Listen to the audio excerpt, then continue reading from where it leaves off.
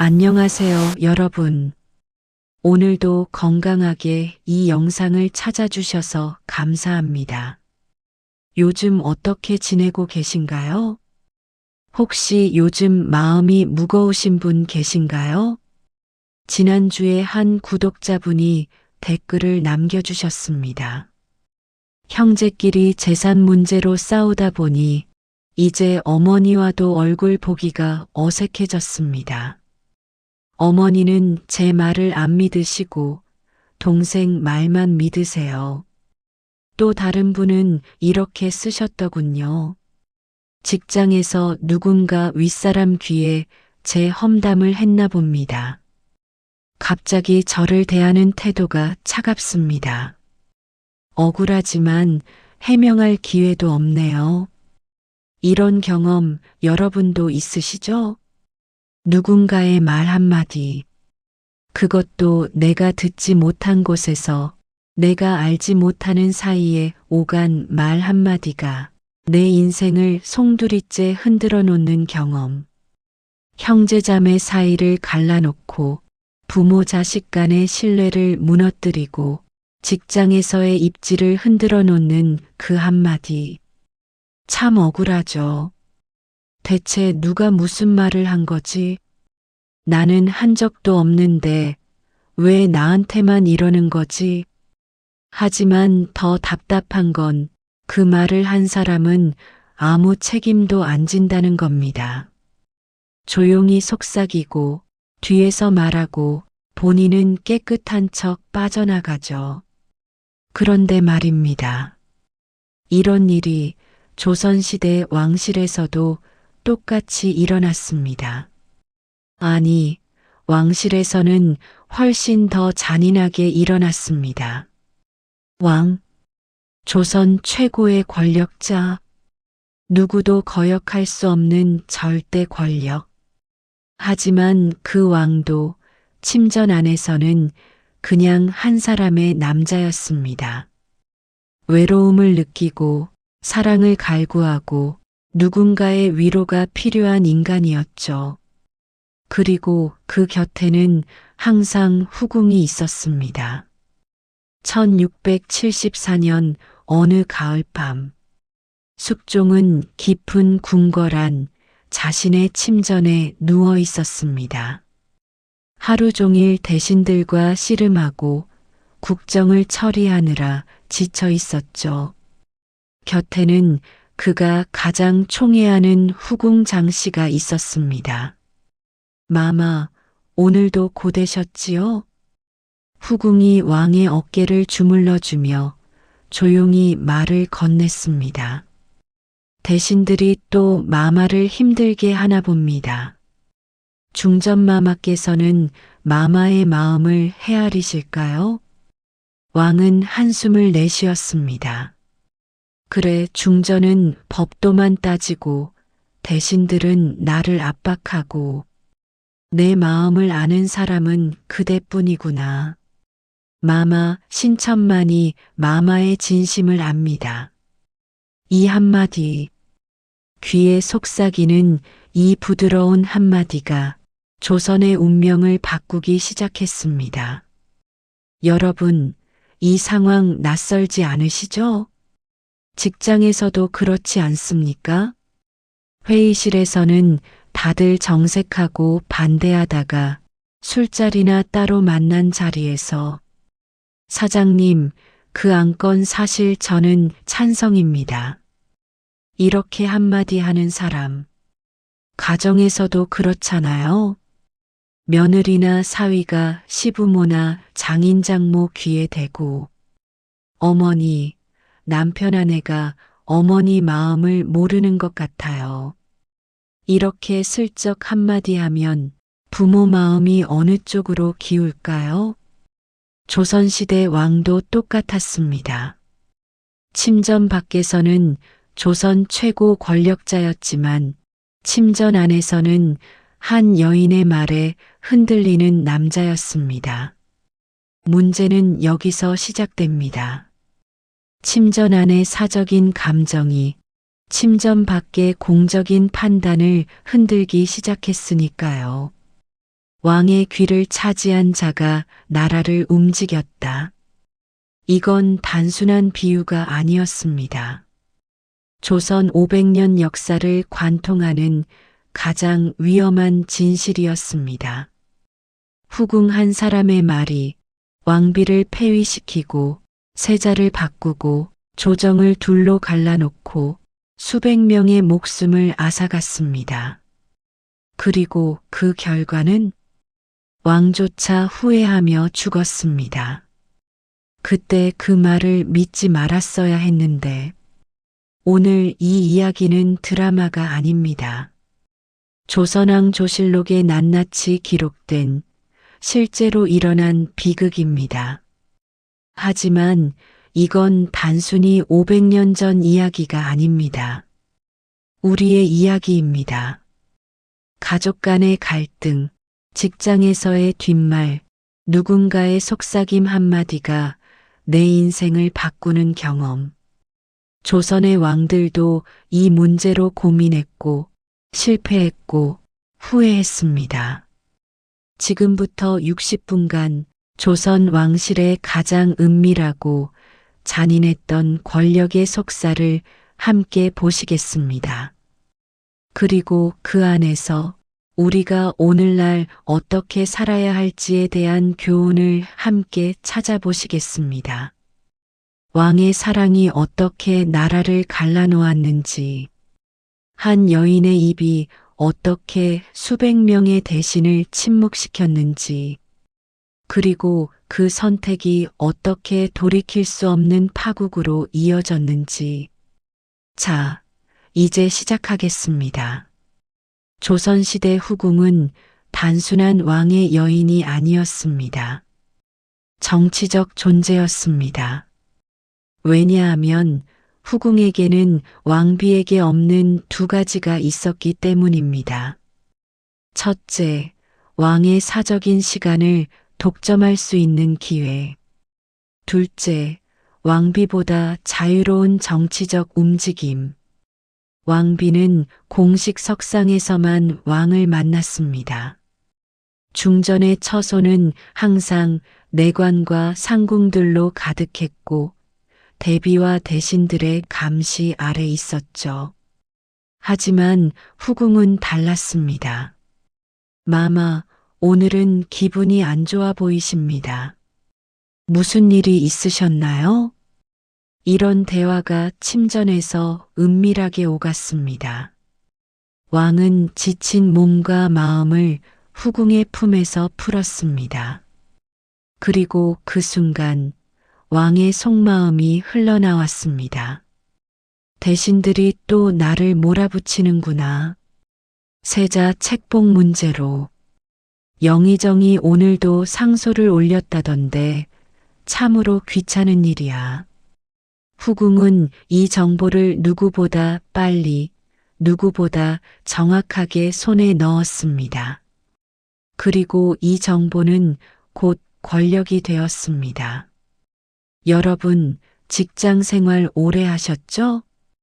정보가 권력이라는 거 몸소 느껴보셨을 겁니다. 사장님이나 부장님이 점심 먹으면서 무심코 한 말. 요즘 어부서 실적이 안 좋더라. 비과장, 요즘 좀 이상한데. 이런 말을 누가 먼저 듣느냐에 따라 그 사람의 행동이 달라지고 결국 조직 내 힘의 균형이 바뀌죠. 조선시대도 똑같았습니다. 장희빈의 경우를 볼까요? 그녀는 처음엔 단순히 숙종의 총애를 받는 후궁이었습니다. 하지만 그녀가 아들 훗날 경종을 낳자 상황이 완전히 달라졌습니다. 마마, 원자왕자를 낳았사옵니다. 이 순간 장희빈은 더 이상 후궁이 아니었습니다. 미래 왕의 어머니였습니다. 왕비 민씨인 현왕후는 자식이 없었습니다.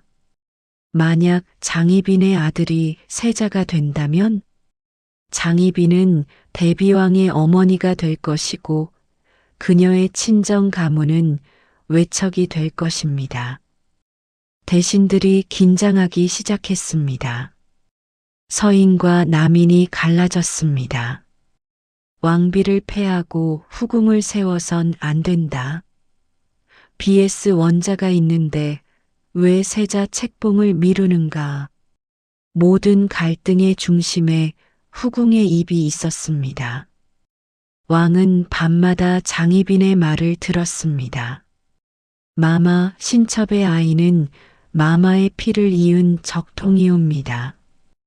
어찌 대신들이 신첩의 아이를 무시할 수 있사옵니까? 이 말 한마디가 숙종의 귀에 박혔습니다. 그리고 1688년 숙종은 결국 인현왕후를 폐위시켰습니다. 조선 역사상 유례없는 일이었습니다. 여러분 가정에서도 비슷한 일 있지 않으셨나요? 며느리나 사위가 부모님께 제 아이가 첫 손자인데 왜 작은 집 애들만 챙기세요?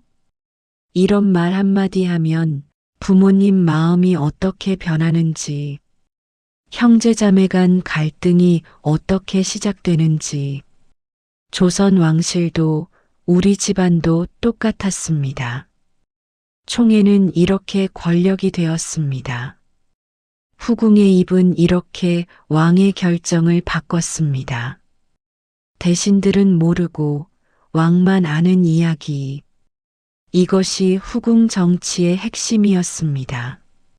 조정 대신들은 왕을 공식 석상에서만 만났습니다. 정례 조회, 경연, 대전 회의. 그곳에서는 모든 말이 기록되었고 모든 결정은 공개되었습니다. 하지만 침전은 달랐습니다. 그곳은 기록되지 않는 공간이었습니다. 밤 10시 왕은 침전으로 돌아갔습니다.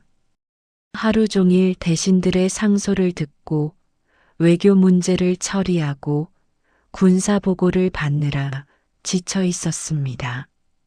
마마, 오늘도 고되셨지요? 후궁이 왕의 옷을 벗겨주며 말을 건넸습니다. 왕은 한숨을 내쉬었습니다. 오늘 영의정이 또 세자 문제를 거론하더군. 나보고 왕비를 다시 맞이하라는 것 아닌가. 마마. 후궁의 목소리가 낮아졌습니다. 신첩은 마마의 뜻을 따를 뿐이옵니다만 대신들은 마마의 진심을 모릅니다. 마마께서 신첩을 총애하시는 것은 사랑이 아니라 신첩이 마마를 가장 잘 아뢰기 때문 아니겠사옵니까? 이 한마디, 왕의 자존심을 살려주면서도 동시에 왕의 결정을 정당화하는 말이었습니다. 숙종은 고개를 끄덕였습니다. 그래, 그들은 나를 모른다. 짐의 마음을 모르고 오직 법도만 따지는구나. 이렇게 후궁의 말은 왕의 귀에 진실처럼 들렸습니다. 왕은 감정적으로 흔들리기 시작했습니다. 여러분도 경험 있으시죠? 회의에서는 다들 반대하다가 퇴근 후 사장님이랑 골프 치는 자리에서 사장님, 사실 저는 그 안건 좋다고 봅니다. 이렇게 슬쩍 한마디 하는 사람. 다음 날 회의에서 사장님이 갑자기 태도가 바뀌죠. 어제 생각해 보니 이 안건도 일리가 있어. 주변 사람들은 어안이 벙벙합니다. 사장님이 대체 누구 말을 들었길래? 조선시대 대신들도 똑같이 당황했습니다. 며칠 후 조정회의. 영의정이 다시 왕비 보기를 상소했습니다. 전하, 인현왕후는 아무 죄가 없사옵니다. 후궁을 왕비로 삼는 것은 법도에 어긋나옵니다. 숙종은 차갑게 대답했습니다. 경들은 짐의 마음을 모른다. 짐은 이미 결정했다. 대신들은 어안이 벙벙했습니다. 왕이 대체 누구 말을 듣고 이러시는가? 침전 밖에서는 영의정이 무릎을 꿇었지만 침전 안에서는 후궁이 왕의 귀를 사로잡고 있었습니다. 이것이 속삭임 정치였습니다.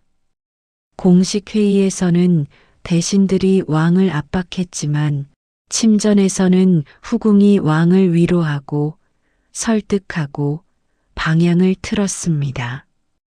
연산군 시대에도 비슷한 일이 있었습니다. 연산군은 후궁 장록수의 말에 휘둘렸습니다. 마마, 대신들이 마마를 두려워하지 않사옵니다.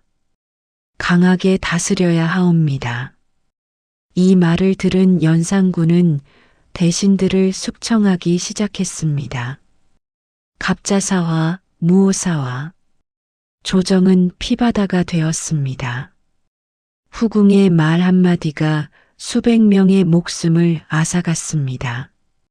가정에서도 마찬가지 아닙니까? 자식이 부모님께 아버지, 큰형님이 아버지를 무시하는 것 같아요. 이런 말 한마디 하면 아버지 마음속에 의심의 씨앗이 심어지고 형제 사이에 금이 가기 시작합니다. 말 한마디, 누군가 없는 자리에서 하는 그 한마디가 관계를 무너뜨립니다. 왕의 총애를 받는 후궁은 한 명이 아니었습니다. 궁궐에는 여러 후궁이 있었고 그들은 서로 생존 경쟁을 벌였습니다. 겉으로는 서로 웃으며 인사했습니다. 아가씨, 오늘도 안녕하셨어요? 네, 언니 마마. 덕분에 잘 지내고 있습니다. 하지만 뒤에서는 서로를 무너뜨리려 했습니다. 왜냐하면 왕의 총애는 제로섬 게임이었기 때문입니다. 왕이 A 후궁을 찾아가면 B 후궁은 잊혔습니다. 왕이 A 후궁의 말을 들으면 B 후궁의 영향력은 사라졌습니다. 여러분, 직장에서 이런 거 보신 적 없으세요? 같은 부서 동료인데 둘 다 부장 승진을 노리는 상황. 겉으로는 오 김대리, 이번 프로젝트 수고했어요. 뒤에서는 사장님께 김대리가 요즘 좀 실수가 잦더라고요. 이게 바로 보이지 않는 전쟁이죠. 가장 큰 분기점은 자식이었습니다. 아들을 낳은 후궁과 그렇지 못한 후궁. 이 둘의 운명은 완전히 달랐습니다. 숙종시대 장희빈과 숙빈 최 씨가 대표적입니다. 장희빈은 먼저 아들 경종을 낳았습니다. 그녀는 이 아들을 무기로 왕비 자리까지 올라갔습니다. 하지만 숙빈 최 씨도 아들여 nin군, 훗날 영조를 낳았습니다. 문제가 시작되었습니다. 누구의 아들이 세자가 되어야 하는가? 장희빈은 긴장했습니다. 만약 자신의 아들이 세자가 되지 못하면 자신은 더 이상 권력이 없었습니다. 그녀는 왕에게 속삭였습니다. 마마, 신첩의 아들이 먼저 태어났사옵니다. 적통은 신첩의 아들이옵니다. 하지만 숙빈 최 씨도 가만히 있지 않았습니다. 그녀는 조용했지만 치밀했습니다. 그녀는 대신들과 손을 잡았습니다. 저는 왕비 자리를 원하지 않습니다. 다만 제 아들이 건강하게 자라길 바랄 뿐입니다. 이 겸손한 태도가 오히려 서인 대신들의 마음을 샀습니다. 숙비는 분수를 아는 여인이다. 장희빈은 너무 욕심이 많다. 집안 어른들 모시는 거 보세요. 큰 며느리는 당당하게. 저희 애가 장손인데 당연히 제사 물려받아야죠. 작은 며느리는 조용히. 저는 아무것도 바라지 않아요. 어머님 편하신 대로 하세요. 누가 시어머니 마음을 더 얻을까요? 때로는 조용한 사람이 더 무섭습니다. 두 여인의 전쟁은 침전 안에서 벌어졌지만 그 파장은 조정 전체를 뒤흔들었습니다. 1701년 장희빈은 결국 사약을 받았습니다. 후궁들의 전쟁에서 패배한 것입니다. 하지만 더 잔인한 건 그녀가 죽은 후에도 아들 경종은 왕이 되었다는 사실입니다. 어머니의 비극을 안고 왕위에 오른 경종. 그는 평생 숙빈 최 씨의 아들 영조가 권력 다툼을 벌여야 했습니다. 후궁들의 전쟁은 끝나지 않았습니다. 자식 세대로 이어졌고 그 다음 세대로도 이어졌습니다. 우리 주변도 그렇지 않습니까? 부모 세대의 형제 갈등이 자식 세대, 손자 세대까지 이어지는 거. 우리 아버지가 내 아버지한테 당했어. 우리 할머니가 내 할머니한테 무시당했어. 이렇게 대물림되는 갈등. 조선시대나 지금이나 똑같습니다. 후궁이 권력을 잡으면 그녀의 친정이 움직이기 시작했습니다. 조선시대 외척 정치는 왕비의 친정만이 아니었습니다. 후궁의 친정도 강력한 정치 세력이 되었습니다. 장희빈의 경우를 다시 볼까요? 그녀의 아버지는 장영이라는 중인 출신이었습니다. 원래는 권력과 거리가 먼 집안이었죠. 하지만 딸이 왕의 총애를 받고 아들을 낳고 왕비가 되자 장씨 집안은 하루아침에 권력의 중심에 섰습니다. 장영은 벼슬을 받았고 장씨 일가는 조정에 진출했습니다. 그들은 남인 세력과 손을 잡았습니다. 우리 조카가 세자가 되어야 한다. 인현왕후를 폐위시킨 것은 정당하다. 장씨 일가는 왕의 결정을 뒷받침하며 목소리를 높였습니다. 여러분, 이런 거 보신 적 없으세요? 회사에서 누가 갑자기 승진하거나 사장님 총애를 받으면 그 사람 친척들, 동네 사람들, 학연지연으로 연결된 사람들이 갑자기 회사에 들어오고 요직을 차지하기 시작하는 거. 아, 김상무 사촌 동생이래. 이 사람 박전무랑 같은 고향이래. 이렇게 줄줄이 딸려 들어옵니다. 조선시대도 똑같았습니다. 하지만 서인 대신들은 반발했습니다. 후궁의 친정이 어찌 조정을 좌지우지하는가. 이는 법도를 어지럽히는 일이다. 조정이 둘로 갈라졌습니다. 남인장 희빈 지지 vs 서인 인현왕후 지지.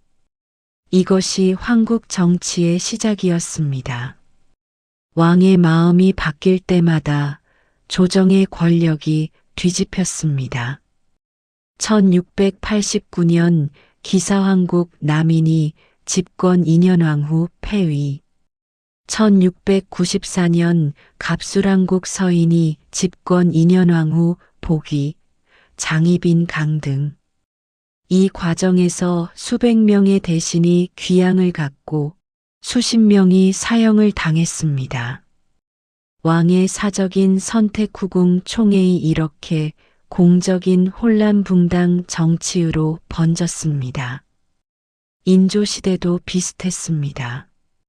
인조는 말년에 소용 조씨를 총애했습니다. 조씨는 자식은 없었지만 왕의 총애를 독차지했습니다. 그녀의 아버지 조경은 이를 이용해 권력을 키웠습니다. 우리 딸이 왕을 모시고 있다. 우리 집안을 함부로 대할 수 없다. 조경은 뇌물을 받고 관직을 팔고 백성을 착취했습니다. 대신들이 상소를 올렸지만 인조는 듣지 않았습니다. 조 씨는 짐이 총애하는 사람이다. 그 친정을 건드리지 마라. 결국 인조가 죽은 후 조경 일가는 몰락했습니다. 하지만 그동안 쌓인 민심의 피폐와 조정의 분열은 돌이킬 수 없었습니다. 집안일도 마찬가지죠.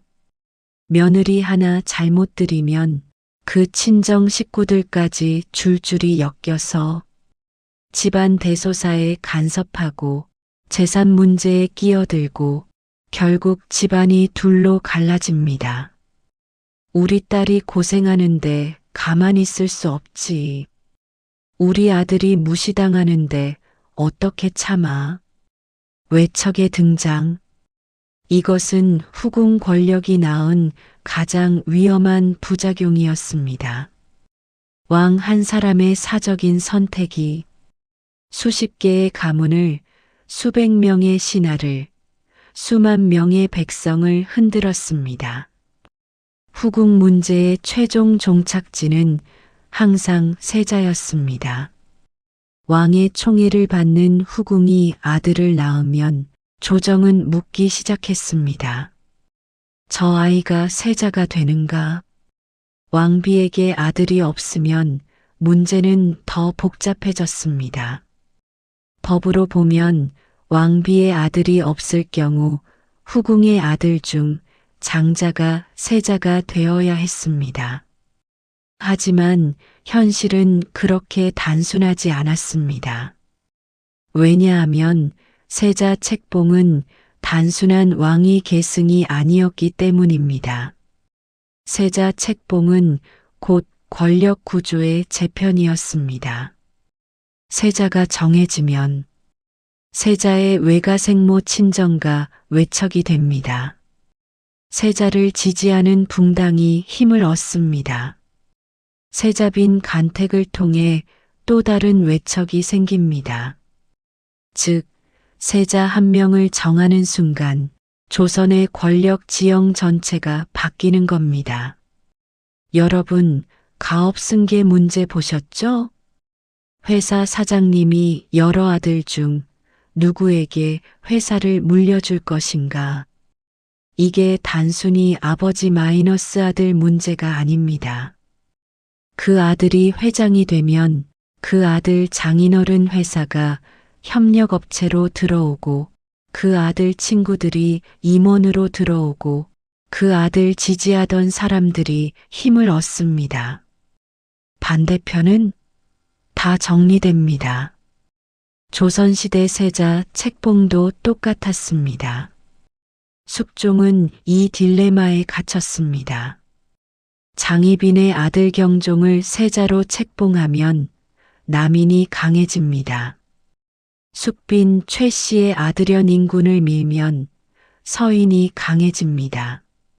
어느 쪽을 선택해도 조정은 분열될 수밖에 없었습니다. 숙종은 고민했습니다. 그리고 최악의 선택을 했습니다. 둘 다 인정하기. 경종을 세자로 책봉하되 연인군도 왕위 계승권을 인정하는 것이었습니다. 두 아들 모두 짐의 피를 이었으니 둘 다 소중하다. 이 말은 듣기엔 좋았지만 정치적으론 재앙이었습니다. 우리 주변에서도 봅니다. 부모님이 형제들한테 너희 다 똑같이 사랑한다. 재산도 공평하게 나눠줄 거야. 이렇게 말하면 당장은 좋아 보입니다. 하지만 실제로 부모님 돌아가시고 나면 형제들끼리 서로 아버지가 나한테 더 주겠다고 했어. 어머니가 내가 큰아들이니까 더 받아야 한다고 했어. 이렇게 싸우기 시작합니다. 왜냐하면 세자 경종과 왕이 계승 후보 연인군과 동시에 존재하게 되었기 때문입니다. 대신들이 갈라졌습니다. 세자를 지지한다. 노론. 아니다. 연인군이 더 적합하다. 서론. 두 형제는 원수가 되었습니다. 둘 다 왕이 되고 싶었지만 둘 다 왕이 될 수 없었습니다. 1720년 숙종이 죽었습니다. 경종이 왕위에 올랐습니다. 하지만 그는 4년 만에 의문의 죽음을 맞이했습니다. 실록엔 병사라고 기록되어 있지만 당시 소문은 연인군 영조 세력이 독살했다는 것이었습니다. 진실은 아무도 모릅니다. 하지만 분명한 건 후궁의 아들들끼리의 권력 다툼이 비극을 낳았다는 사실입니다. 세자 문제는 이렇게 왕권을 불안하게 만들었습니다. 왕이 죽기도 전에 이미 차기 왕위를 둘러싼 싸움이 시작되었고 왕은 신하들을 믿을 수 없게 되었습니다. 저들은 나를 보는 게 아니라 세자를 보고 있구나. 왕권이 형식만 남게 되는 순간이었습니다. 모든 결정엔 돌아갈 수 없는 순간이 있습니다. 숙종에게 그 순간은 1701년이었습니다. 장희빈을 사약으로 죽인 그날, 숙종은 자신이 무엇을 했는지 깨달았습니다. 그는 한때 장희빈을 사랑했습니다. 그녀를 왕비로 만들었고 그녀의 아들을 세자로 책봉했습니다.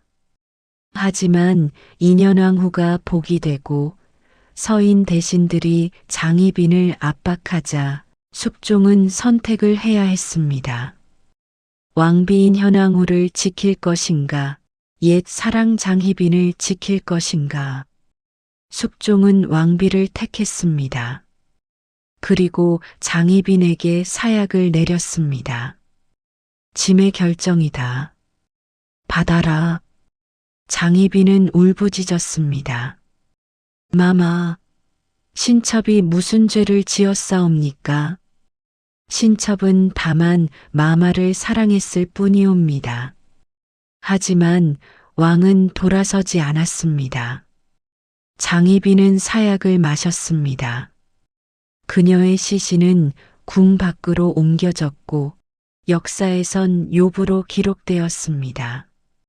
숙종은 그날 밤 침전에서 혼자 앉아 있었습니다. 누구도 감히 왕에게 말을 걸지 못했습니다. 그는 후회했을까요? 실록에는 이렇게 기록되어 있습니다. 임금께서 크게 슬퍼하시며 며칠간 수라를 들지 않으셨다. 하지만 후에는 아무것도 바꾸지 못했습니다. 장희빈은 이미 죽었고 경종은 어머니를 잃었고 조정은 이미 갈라졌습니다. 여러분, 인생에서 돌이킬 수 없는 선택하신 적 있으시죠? 자식 문제로 배우자와 싸우다가 화가 나서 내뱉은 말 한마디. 당신 가족은 다 그 모양이야. 이혼하자. 그 순간은 정말로 그렇게 생각해서 한 말이었습니다. 분노가 치밀어 올라서 참을 수가 없었죠. 하지만 그 말이 나간 순간 배우자의 눈빛이 차갑게 식는 걸 느낍니다. 아, 내가 지금 뭘 한 거지? 하지만 이미 늦었습니다. 말은 화살과 같아서 한 번 쏘면 돌아오지 않습니다. 인조도 비슷한 후회를 했습니다. 그는 말년에 소용 조씨를 총애했습니다. 대신들이 반대했지만 인조는 듣지 않았습니다. 짐이 누구를 총애하든 그것은 짐의 자유다. 인조는 조씨에게 약속했습니다. 짐이 살아있는 한 그대를 지켜주겠소. 하지만 인조가 죽은 후 조 씨 일가는 몰락했고 조 씨는 쫓겨났습니다. 인조는 죽기 직전에 깨달았습니다. 내가 조 씨를 지켜주지 못하는구나. 내가 사랑한다고 했던 그 약속을 지킬 수가 없구나. 왕의 총애는 영원하지 않았습니다. 왕이 죽으면 후궁도 끝이었습니다. 우리 주변에서도 봅니다. 회사 사장님이 특정 임원을 아끼고 총애했습니다. 내가 있는 한 자네를 책임지네. 하지만 사장님이 은퇴하거나 돌아가시면 그 임원은 하루아침에 정리됩니다. 선대 회장님 사람이라는 낙인이 찍히면 새로운 체제에서는 살아남을 수 없습니다.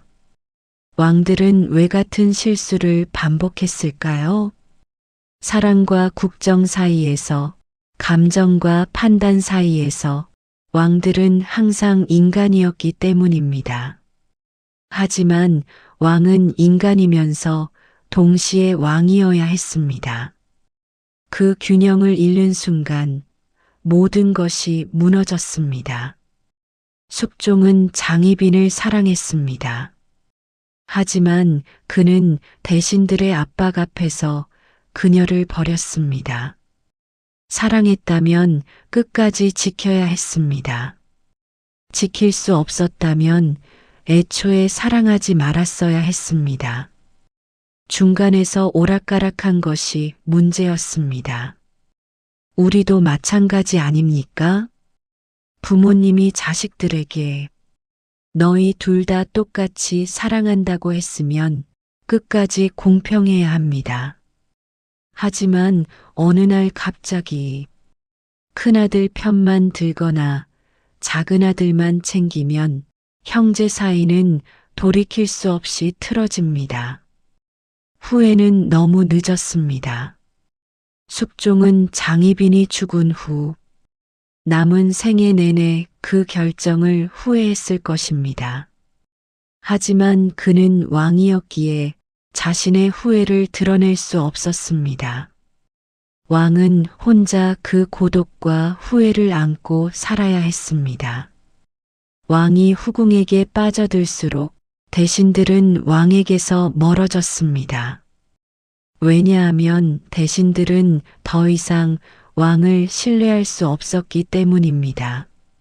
조정회의에서 왕은 이렇게 말했습니다. 짐은 경들의 의견을 듣고자 한다. 하지만 대신들은 알고 있었습니다. 왕이 진짜 듣는 것은 우리 말이 아니라 침전 안후궁의 말이다. 이 불신은 왕권을 무너뜨렸습니다. 숙종시대 대신들은 왕 앞에서 무릎을 꿇고 상소를 올렸습니다. 전하, 장희빈을 왕비로 삼는 것은 법도에 어긋나옵니다. 숙종은 화를 냈습니다. 경들은 짐의 마음을 모른다. 물러가라. 대신들은 물러났습니다. 하지만 그들은 알고 있었습니다. 왕은 이미 결정했다. 우리 말은 들리지 않는다. 여러분, 직장에서 이런 경험 있으시죠?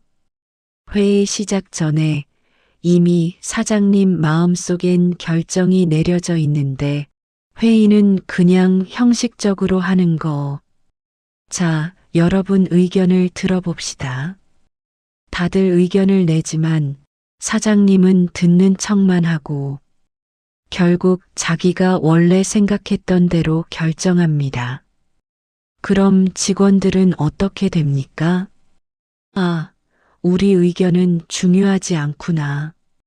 사장님은 이미 다른 사람 말만 듣고 계시는구나. 이렇게 신뢰가 무너집니다. 이때부터 대신들은 왕을 설득하는 것을 포기했습니다. 대신 그들은 서로 연합하기 시작했습니다. 우리끼리 결정하자. 왕은 나중에 따라오시게 하면 된다. 이것이 붕당 정치의 극단이었습니다. 왕은 형식만 남고 실권은 대신들이 쥐게 되었습니다. 연산군 때는 더 심했습니다. 연산군은 후궁 장록수의 말만 믿었습니다. 대신들이 상소를 올리면 연산군은 이렇게 말했습니다. 경들이 짐을 무시하는가? 짐의 권위를 인정하지 않는가? 그리고 대신들을 숙청했습니다. 무오사와 갑자사와 수백 명의 선비들이 죽었습니다. 목이 잘리고 귀양을 가고 가문이 몰살당했습니다. 왜 이런 일이 벌어졌을까요? 연산군은 대신들이 자신을 비판한다고 생각했습니다. 하지만 대신들은 단지 왕이 잘못된 길로 가는 걸 막으려 했을 뿐입니다. 문제는 소통의 단절이었습니다. 연산군은 장록수의 말만 들었습니다. 장록수는 연산군에게 이렇게 속삭였습니다. 마마, 대신들이 마마를 두려워하지 않습니다. 강하게 다스려야 합니다. 연산군은 그 말을 믿었습니다. 그리고 대신들을 적으로 돌렸습니다. 결국 대신들은 왕을 떠났습니다. 아니, 왕을 몰아냈습니다. 1506년 중종 반정. 대신들은 쿠데타를 일으켜 연산군을 폐위시켰습니다. 왕이 더 이상 왕답지 않다. 우리가 직접 나라를 바로잡겠다. 왕이 대신들의 말을 듣지 않으면 대신들은 왕을 갈아치웠습니다. 이것이 조선 정치의 잔인한 진실이었습니다. 우리 주변에서도 봅니다. 회사 사장님이 특정인 말만 듣고 직원들 의견은 무시하면 어떻게 됩니까? 처음엔 직원들이 열심히 의견을 냅니다. 하지만 계속 무시당하면 직원들은 입을 닫습니다. 뭐 말해봤자 소용없어. 사장님은 저 사람 말만 들어. 그러다가 나중에는 어떻게 됩니까? 유능한 직원들부터 하나둘씩 회사를 떠납니다. 남은 사람들은 무사한 일주의에 빠집니다. 결국 회사는 망합니다. 왕권은 절대적이지 않았습니다. 왕은 대신들과 백성의 신뢰로 유지되었습니다. 후궁에게 빠진 왕은 그 신뢰를 잃었습니다. 그리고 신뢰를 잃은 왕은 고립되었습니다. 숙종은 말년에 이렇게 말했습니다. 짐이 누구를 믿어야 하는가? 대신들은 당파 싸움에 빠져 있고 후궁들은 자기 이익만 챙기고 세자들은 왕위만 노리고 있었습니다.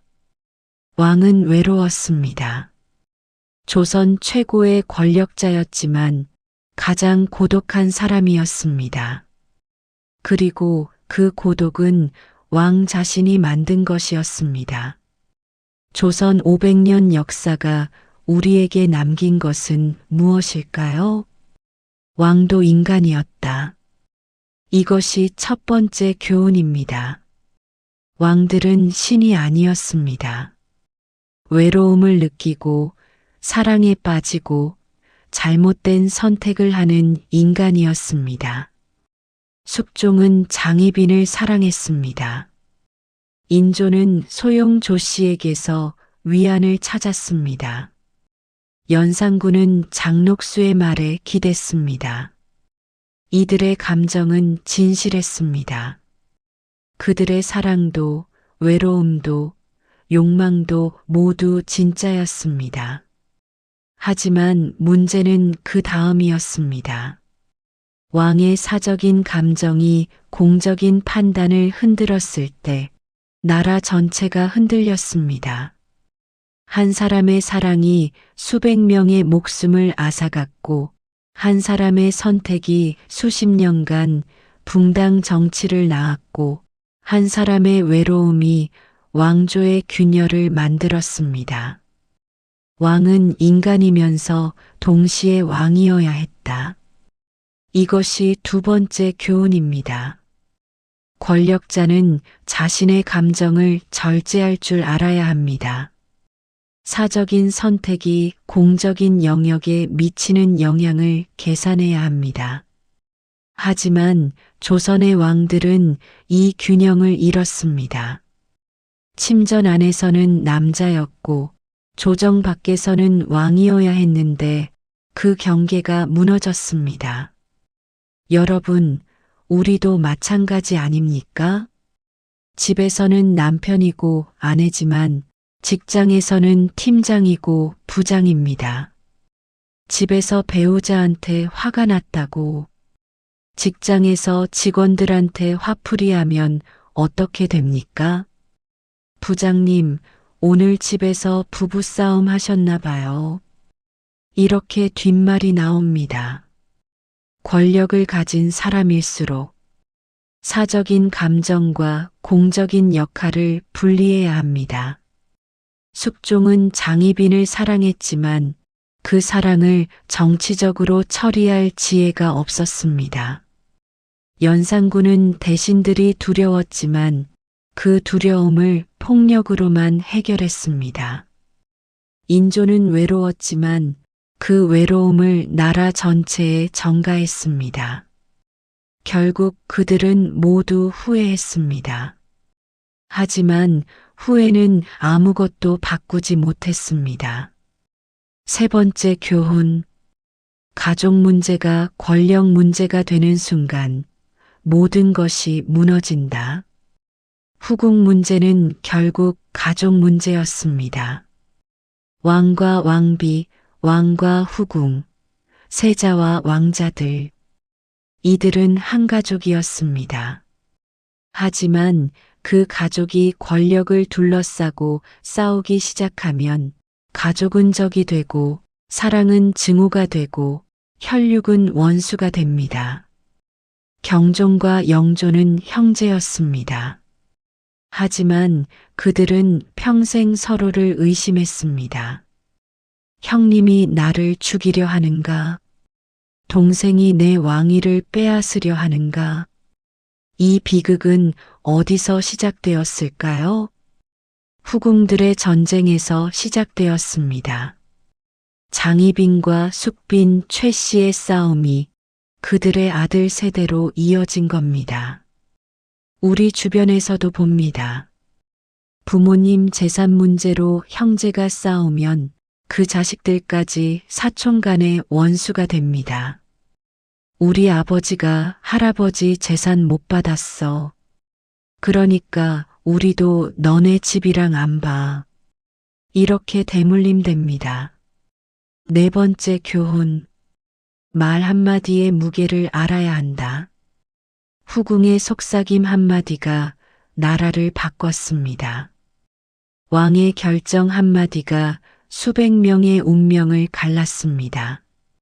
권력자의 말은 가볍지 않습니다. 특히 사적인 공간에서 나온 말일수록 더 위험합니다. 왜냐하면 그 말은 기록되지 않고 견제받지 않고 책임지지 않기 때문입니다. 침전 안의 대화는 실록에 남지 않았습니다. 하지만 그 대화의 결과는 역사에 남았습니다. 우리도 조심해야 합니다. 배우자한테, 자식한테, 부모님한테 화가 나서 던진 말 한마디가 평생 관계를 망칠 수 있습니다. 당신은 항상 그 모양이야. 넌 왜 형만 못하니? 나는 너 같은 자식 낳은 적 없어. 이런 말은 화살처럼 상대방 가슴에 박힙니다. 그리고 평생 상처로 남습니다. 조선이 남긴 가장 잔인한 교훈. 사랑이 권력이 될 때 모든 것이 무너진다. 오늘 우리는 60분 동안 조선 왕실의 가장 은밀한 권력의 속살을 들여다봤습니다. 후궁. 그녀들은 단순한 왕의 여인이 아니었습니다. 왕권과 신권, 세자와 외척, 붕당과 민심을 동시에 흔든 권력의 중심이었습니다. 그들의 입에서 나온 말 한마디가 조정을 갈라놓고 나라를 혼란에 빠뜨렸습니다. 하지만 여러분, 이게 정말 옛날 이야기일까요? 요즘 뉴스를 보십시오. 대통령 측근이 국정에 개입했다. 청와대 참모들이 장관 인사에 입김을 행사했다. 대통령 가족이 정책 결정에 영향을 미쳤다. 이런 뉴스 자주 보시죠? 조선시대나 지금이나 똑같습니다. 권력자 곁에는 항상 가장 가까운 사람이 있습니다. 그 사람의 속삭임이 국정을 좌우합니다. 장관들이 회의실에서 아무리 열심히 보고해도 청와대 비서관 한 사람이 대통령 귀에 대고 한마디 하면 정책이 바뀝니다. 여당 의원들이 국회에서 아무리 토론해도 측근 몇 명이 대통령과 골프 치면서 한 이야기가 다음날 당의 방향을 바꿉니다. 대통령께서 어제 그렇게 말씀하셨대요. 측근들이 이미 결정했대요. 그럼 장관들, 의원들은 어떻게 됩니까? 입을 닫습니다. 뭐 말해봤자 소용없어. 조선시대 대신들과 똑같습니다. 더 심각한 건 가족 권력입니다. 대통령의 배우자, 자녀, 친인척이 인사에 개입하고 정책에 영향을 미치고 때로는 비리에 연루되기도 합니다. 언론에서는 이렇게 보도합니다. 영부인이 장관 인사에 개입했다. 대통령 자녀가 특혜 의혹에 휘말렸다. 측근 일가가 국정농단 혐의로 조사받고 있다. 조선시대 장희빈의 친정, 소용조 씨의 아버지와 뭐가 다릅니까? 권력자 한 사람의 사적인 인연이 나라 전체를 흔듭니다. 여러분, 우리가 왜 투표를 합니까? 제대로 된 사람을 뽑아서 나라를 잘 이끌어가라고 뽑는 거 아닙니까? 하지만 뽑고 나면 어떻게 됩니까? 대통령은 국민 말을 듣는 게 아니라 측근 말을 듣습니다. 장관은 전문가 의견을 듣는 게 아니라 청와대 눈치를 봅니다. 그리고 그 청와대는 대통령 배우자, 자녀, 친구, 측근들의 말을 듣습니다. 이것이 현대판 후궁 정치입니다. 침전이 청와대로 바뀌었을 뿐 구조는 똑같습니다. 그럼 우리는 어떻게 해야 할까요? 첫째, 투명성입니다. 조선시대 침전은 기록되지 않았습니다. 하지만 지금은 다릅니다. 대통령의 만남, 참모회의, 정책 결정 과정이 투명하게 공개되어야 합니다. 누가 대통령을 만났는가? 어떤 이야기가 오갔는가? 왜 그런 결정이 내려졌는가? 이것이 기록되고 공개되어야 밀실 정치를 막을 수 있습니다. 둘째, 견제와 균형입니다. 조선시대 왕은 대신들의 견제를 받았습니다. 하지만 후궁의 말을 더 믿으면서 그 견제가 무너졌죠. 지금도 마찬가지입니다. 국회, 언론, 시민사회가 대통령과 정부를 견제해야 합니다. 측근 정치, 가족 권력이 보이면 즉시 문제를 제기해야 합니다. 셋째, 국민의 감시입니다. 조선시대 백성들은 궁궐안을 볼 수 없었습니다. 하지만 지금은 다릅니다. 우리에게는 투표권이 있고 표현의 자유가 있고 정보를 얻을 권리가 있습니다. 잘못된 정치인은 다음 선거에서 떨어뜨리면 됩니다. 잘못된 정책은 여론으로 바꿀 수 있습니다. 숙종은 죽을 때까지 왕이었습니다. 하지만 대통령은 임기가 있습니다. 이것이 조선과 지금의 가장 큰 차이입니다. 조선의 왕들이 우리에게 남긴 교훈은 명확합니다. 권력자 곁에 사적인 속삭임이 공적인 나라를 망친다. 그리고 그 속삭임을 막는 방법도 명확합니다. 투명성, 견제, 그리고 국민의 깨어있는 감시.